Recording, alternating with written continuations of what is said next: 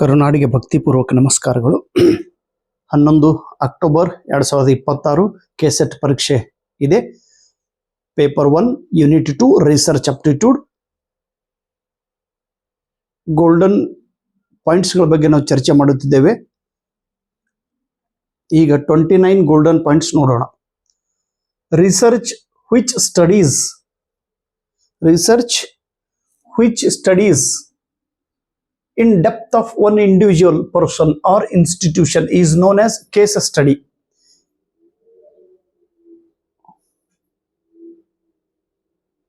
Case study ಪ್ರಕರಣ ಅಧ್ಯಯನ. ಯಾವ ಸಂಶೋಧನೆಯು ಒಬ್ಬ ವ್ಯಕ್ತಿಯ ಕುರಿತು ಅಥವಾ ಒಂದು ಸಂಸ್ಥೆಯ ಕುರಿತು ಆಳವಾಗಿ ಅಧ್ಯಯನ ಮಾಡಿ ವಿಷಯವನ್ನು ಹೊರಗೆ ತೆಗೆಯುತ್ತದೆಯೋ ಆ ಸಂಶೋಧನೆಗೆ ಕೇಸ್ ಸ್ಟಡಿ ಮೆಥಡ್ ಎಂದು ಕರೆಯುತ್ತಾರೆ. ಒಬ್ಬ ವ್ಯಕ್ತಿ ಅಥವಾ ಒಂದು ಸಂಸ್ಥೆಯ ಬಗ್ಗೆ ಆಳವಾಗಿ ಅಧ್ಯಯನ ಮಾಡಿರುವ ಅಥವಾ ಮಾಡುವ ಒಂದು ಸಂಶೋಧನೆಗೆ ಕೇಸ್ ಸ್ಟಡಿ ಪ್ರಕರಣ ಅಧ್ಯಯನ ಎಂದು ಕರೆಯುತ್ತಾರೆ. Case study research method is also known as clinical method. Case study ಪ್ರಕರಣ ಅಧ್ಯಯನಕ್ಕೆ ಇನ್ನೊಂದು ಹೆಸರು ಇದೆ. ಅದು ಏನೆಂದರೆ ಕ್ಲಿನಿಕಲ್ ವೈದ್ಯಕೀಯ ವಿಧಾನ. Research which studies over a period of time is known as longitudinal research. ಯಾವ ಸಂಶೋಧನೆಯು ಒಂದು ಘಟನೆಯ ಕುರಿತು ಬಹಳ ಕಾಲದವರೆಗೆ ದೀರ್ಘಕಾಲದವರೆಗೆ ಅಧ್ಯಯನ ಮಾಡುತ್ತದೆಯೋ ಆ ಸಂಶೋಧನೆಗೆ ಲಾಂಗಿಟ್ಯೂಡಿನಲ್ ರಿಸರ್ಚ್ ಎಂದು ಕರೆಯುತ್ತಾರೆ. ಬಹಳ ವರ್ಷಗಳಿಂದ ಆ ವಿಷಯದ ಬಗ್ಗೆ ಅಭ್ಯಾಸ ಮಾಡುತ್ತಾ ಬರುತ್ತಿರುತ್ತಾರೆ. ಈಗ ನೋಡ್ರಿ, ಅಕ್ಕಲ್ಕೋಟ ಸೊಲ್ಲಾಪುರ ಜಿಲ್ಲೆ ಮಹಾರಾಷ್ಟ್ರ ರಾಜ್ಯ ಬಿಟ್ಟು ಕರ್ನಾಟಕಕ್ಕೆ ಹೋಗಬೇಕು ಅನ್ನುವುದು ಮಹಾಜನ ವರದಿಯ ಪ್ರಕಾರ ಐತಿ. ಬಟ್ ಅದ್ರ ಮೇಲೆ ಇನ್ನೂ ಸಂಶೋಧನೆ ಮಾಡ್ತಾ ಇದ್ದಾರೆ.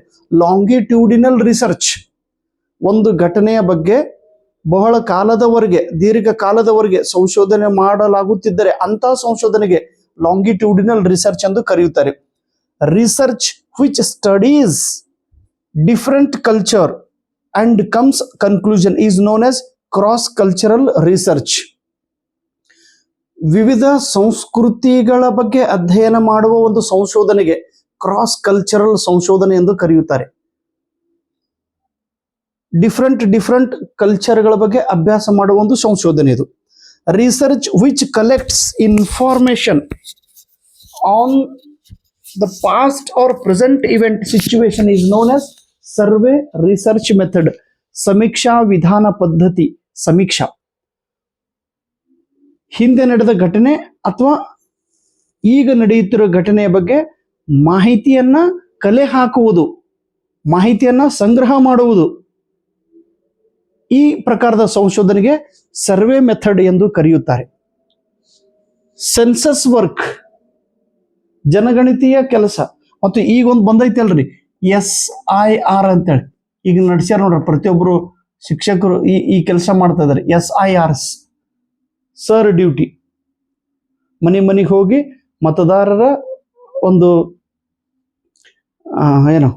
ಹೆಸರು ಸೇರ್ಪಡೆ ಮಾಡೋದು ಕೆಲಸ, ಅಥವಾ 2-3 ಹೆಸರು ಇದ್ದು ಅಂದ್ರೆ ಅದನ್ನ ಡಿಲೀಟ್ ಮಾಡೋ ಕೆಲಸ ಸರ್ ಕೆಲಸ ಮಾಡೋದು.